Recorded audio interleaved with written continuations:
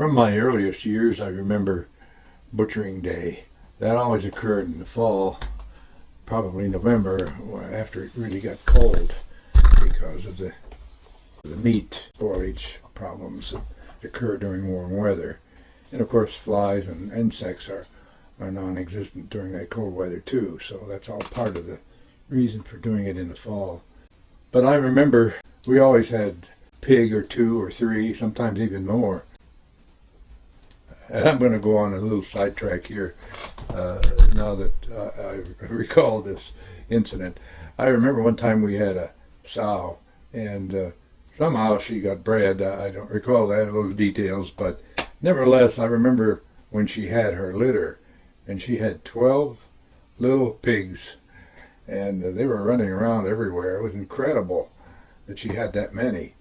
But anyway, I, of course, paid a lot of attention to them. They ran around the pig pen there, and they were drinking from her tits, and were really healthy. And things were going along very well for a few weeks, and they were growing like weeds. And one day I went out there, and there was one laying on the ground near her, and his face was bleeding. I'd say this pig was a foot long, perhaps, something like that, maybe 10 pounds of little squealing beast. So I went inside the pig pen, and I picked it up, and I could see that a V-shaped flap of skin was hanging loose. Apparently she'd tramped on it and torn the skin. So I took it down to the house, and I got some iodine and one of Mom's needles and some black thread, and I sloshed iodine over that wound, and of course that little animal almost went crazy because iodine is really a stinging kind of antiseptic.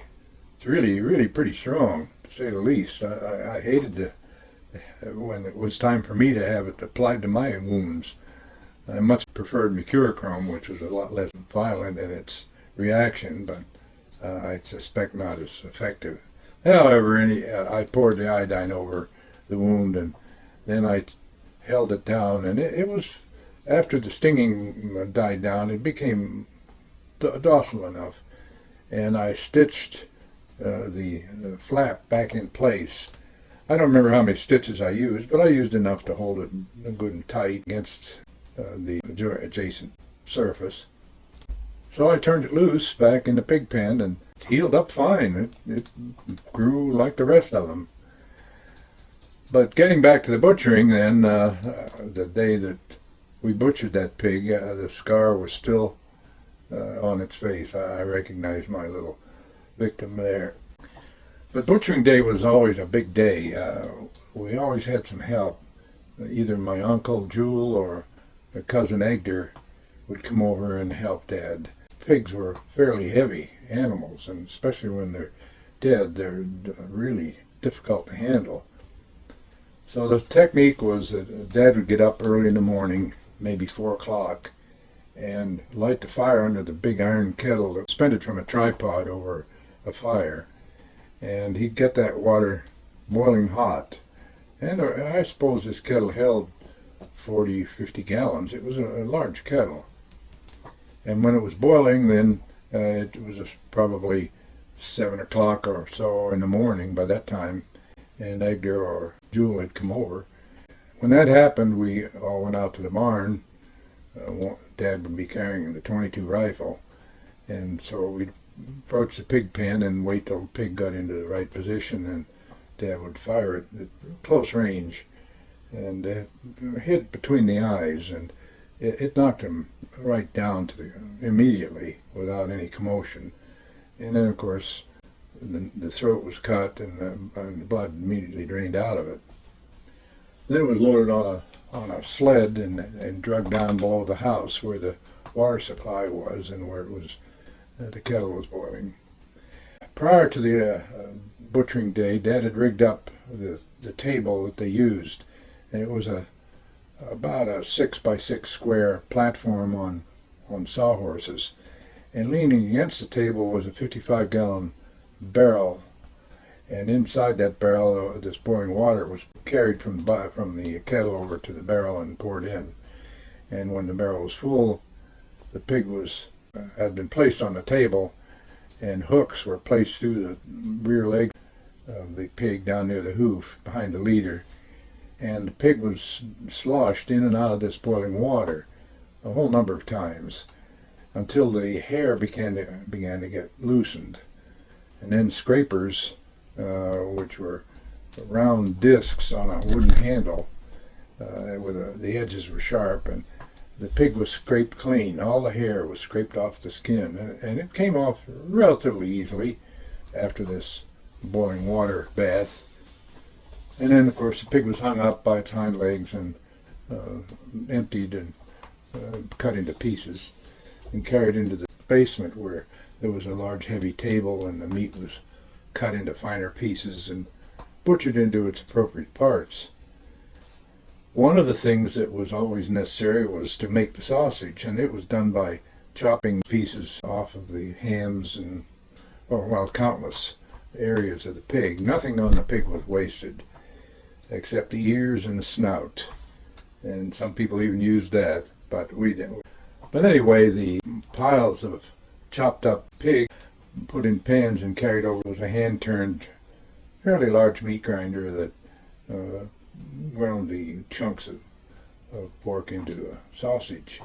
It was a pretty tough job. That meat didn't grind up easily, but anyway, that was part of my job when I got old enough to be able to turn the crank. Of course, everybody was active in the process during that day. It was a very busy day, especially if more than one was butchered. Mom's job was basically to help wherever she could, but when the pig was opened up and the intestines were caught in a big pan, they were taken up to the back porch there where there was a table, and Mom would remove the large intestine, I guess it was, which extended probably 6-8 feet possibly. I know it was fairly long, and with a long wire run it through the inside of it and out the opposite end and get a hold of the end and turn it inside out. And then she'd scrape the interior lining out of the intestine. It took quite a bit of rubbing and scraping, but it separated reasonably well. I don't know how long it took her, but it took her a while to do it. The remaining tube was connected to a sausage press. It was a cast steel container that held, probably 3 gallons or something like that. And it had a plunger. By turning a crank with gears, would press down on the sausage and extrude it out a hole in the side of the container at the bottom edge. And she would connect the end of this intestine to that little spout sticking out and slowly crank the handle of the sausage press. And the sausage then would extrude all the way through that long piece of intestine. And she'd give it a twist every once in a while to separate it into manageable lengths. But that sausage casing then was cooked with the sausage, and of course it was very edible meat. And that was the process that sausage was made until plastic film was developed and substituted intestine casing. But it had a flavor to it too that was enhanced to sausage, and it was really prime sausage. Our neighbors went a step further than we did and made blood sausage.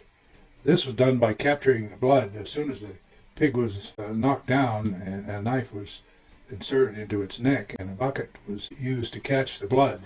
I don't know how it was made exactly. I think it was cooked on the stove, but I remember one time the neighbors gave us a few pieces of it, and yeah, it was very good. Mom wouldn't eat it. She was a little squeamish about eating blood, but it tasted very much like sausage, but it had a very good flavor. It was good food. But at the end of the day, as I said before, there was nothing wasted, and all there was remaining was some hair and, of course, the hooves. But the feet and the remaining lower leg was a very good meat. It had a lot of gelatin in it, and you could buy pig's feet in quart jars at the store. It was mostly bone, but the flavor and the remaining meat on the lower legs was very good. But Mom never made pig's feet. That all went into the kettle and became part of the panhas that we also enjoyed. Dad would take the hams up into the attic He'd buy Morton's curing salt. It was a brown salt mixture with, I think it had sulfur in it, but I don't know the contents of it. But nevertheless, he would rub the hams with that concoction and work the salt into every crevice and so forth, and then he'd hang them up. So it was a country ham type product when we used it. The hams dried out and became firm, but very good. A country ham has a flavor of its own, and it's very delicious. And Dad also smoked some hams. He made a little metal shed, if you want to call it that, where he'd hang up a couple of hams and light a wood fire and cure them with smoke. And they were also good. We always enjoyed our homemade pork products. Another aspect of the pig was the use of the liver and the brain and tongue and other loose parts off of the head were really not very edible by themselves. All these loose pieces of meat, and there was a substantial amount, several bucketfuls of this kind of meat, was put into the iron kettle and cooked for several hours. The meat was then processed with cornmeal and salt and some seasoning. This was called funhouse, or a more sophisticated name was Philadelphia scrapple. It formed into a large, pretty solid jello-like mass in this pan after it cooled. And Mom put it in the crocks and put it down in the basement and saved it down there. We didn't have a refrigerator or electricity, so there wasn't any refrigeration available, but it kept well down in the cool basement. In winter, she'd slice it up and fry it, and we'd eat that with maple syrup over it. Now, I love it. I still love it, but I can't find any in the stores at all. When the iron kettle was emptied of this meat mixture, all the fat parts and the skin were put in there, and the fire really fired up, and the fat was cooked and melted down, and the residue was the lard that Mom used for shortening during her cooking and baking. She never bought any shortening at the store. The cracklings were fed to the pigs. We never ate them, but you can buy them in the stores today. But I remember one butchering day very vividly, even after 80 years anyway. I guess I was probably about 10 years old or so then, and I wanted to shoot the pig for whatever reason. Killing animals and so forth around the farm was a common thing, and you just did it because it was part of life, and that's where your food came from. And I wanted to shoot the pig. Well, Dad, he didn't want me to do it. He didn't trust me, I guess, with the gun or whatever. But this one particular year, and maybe I was a little older, 12 maybe, I don't remember anymore, but begging him and pestering him, and so he agreed.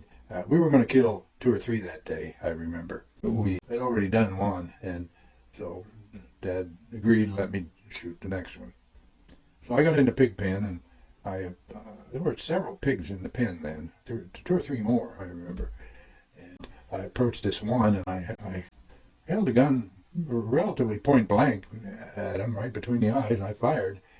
But instead of that pig dropping like he'd been struck dead instantly, he let out the most god-awful scream you ever heard. And if you've ever been around pigs, you know that they really have a terrible sound when they're angry or hungry or whatever. They can really make a high frequency scream. Well, that's what this pig did, and blood started coming out of his mouth, and he started toward me. And oh boy, I'll tell you, talk about being petrified. I mean, he had his mouth open and he was raging mad, and probably in pain too. But nevertheless, I threw the 22 over the side of the fence, and boy, I went over that fence head first, just ahead of him. And he went around screaming around that pig pen, it was a nightmare. And my dad and whoever was helping couldn't stop him. The pig is a very powerful animal, and he was just running around just berserk. So my dad ran down to the house and got the .32 Winchester, which was a much heavier caliber rifle. It was a deer gun, and came back with it as quickly as he could. And finally they got the pig in a position and shot him with the deer rifle. Of course, he went down that time. But during the butchering process, we skinned the head. We found that my slug had gone partway through an extraordinarily thick bone section between that pig's eyes. It hadn't been a fatal wound by any means. So I was unfortunate enough to pick one that was like that. And I remember, I think it was Uncle Jewel who was with us that day. He said that that's not the first time that they've had that problem over the years, where they had to resort to some really heavy-duty rifling to put them down. But anyway, it was I never volunteered to shoot it again, that's for sure. I remember shortly before butchering, we had, I don't know where Dad was, but the pigs were running loose there in the barn yard, and I decided to try to ride one, so I got on I jumped on the back of the pig and grabbed his ears, and oh, he took off like a shot, and of course I couldn't hang on. The acceleration was too sudden for me, but I kept doing it, and I know the next day when we butchered, that pig had some bruises on it where I apparently bruised him with my knees or something. And Dad was really curious about how that pig got bruised. Of course, I never told him that what I was doing. When the cow had delivered her annual calf, which was necessary in order to keep her milk production going from year to year, the calf became a center of attention for me.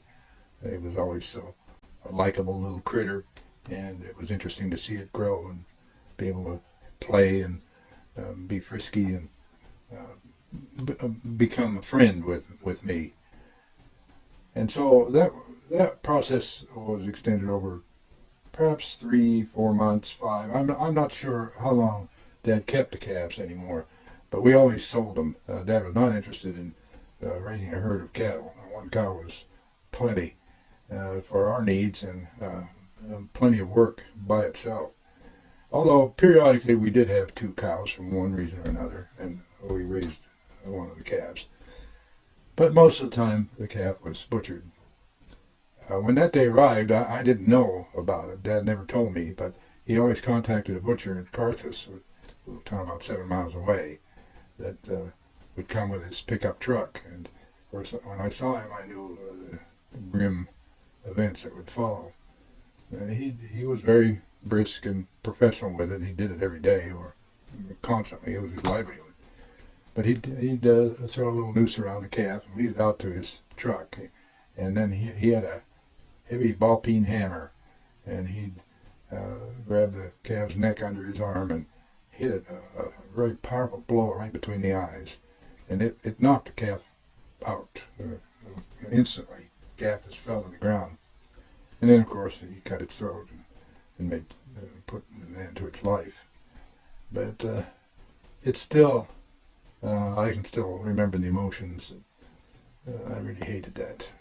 I remember this series of incidences really, really well. I don't know how old I was. I may not even have been in grade school yet.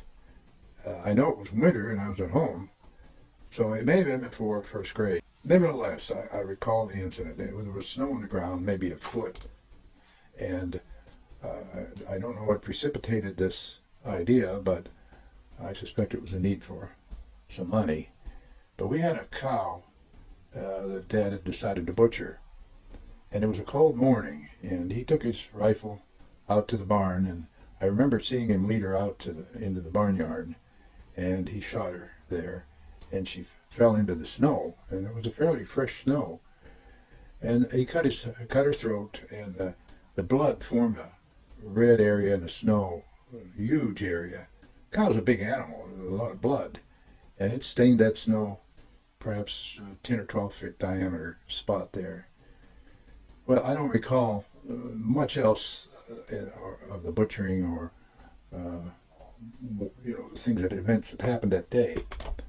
This must have been a real difficult day for Dad to butcher that large animal by himself, and removing the hide and cutting it up.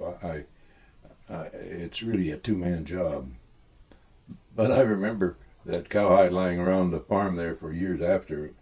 It made a great ground cover whenever we was working on an old car and had to get underneath it. But nevertheless, I don't remember a great deal about that day other than what I've just stated.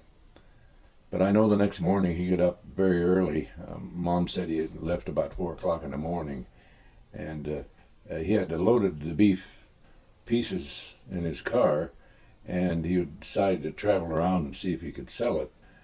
And my mother fretted all day about him being gone so long, and it got dark, and it was getting late in the evening, although it got dark early in the winter time, but still it was considerably later than the nightfall when he before he arrived home. But I remember seeing the lights come around the corner of the curve above the farm there, about a quarter of a mile up the road, and he's slowly coming down the rutted road. Of course, in the wintertime, before the frosts, clay in the road was grooved with ruts, and of course, when that froze, those ruts remained permanently until the next thaw, and so the car followed the previously formed ruts down the road, very slowly though, and of course we knew it was Dad because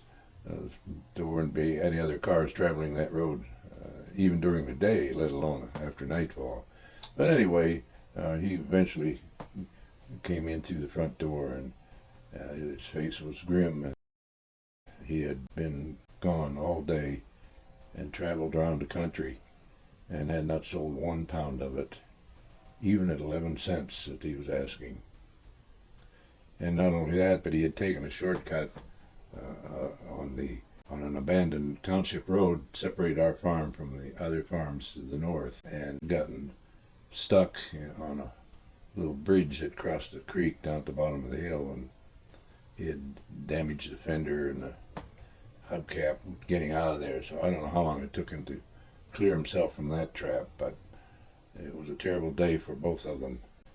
It's hard to describe the era of the Depression, but this is a typical example of the grief and fear and sorrow that my parents and so many million others suffered during this terrible time in our country.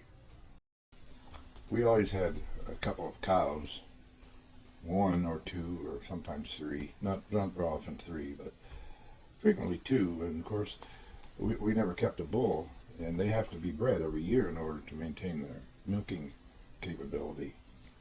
So in order to breed them, they had to be taken to a bull about 3 miles away, I would say. It was through the woods the whole way, so I have no speedometer reading, but quite a trek across the hills and woods. And normally Dad and I would lead them. Dad would lead one and I'd lead the other one, and we were able to keep a close handle on their halters, because a cow that's in heat is fractious and rambunctious and wants to run, and they're just not the same normal docile self. So when they're in heat, they have to be watched and handled with more firm hand. Both of our cows came in heat, and Dad was sick for some reason. I don't know what was the matter, but he couldn't take one of the cows. So I agreed to do both of them. He was really very reluctant about it, but the necessity of having them bred was important. They don't stay in heat that long, so they have to be bred at the proper time in order for them to conceive. So I guess probably I was 12 years old or so, and that morning that I started out with those 2 cows, I had 2 chains at about 20 feet long, a chain running to each one, about 20 feet long, and I let them go ahead. I stayed behind and drove them. I had to follow old abandoned township roads through the woods over to this farm, Yazy's farm, in a little village called Mulsenburg.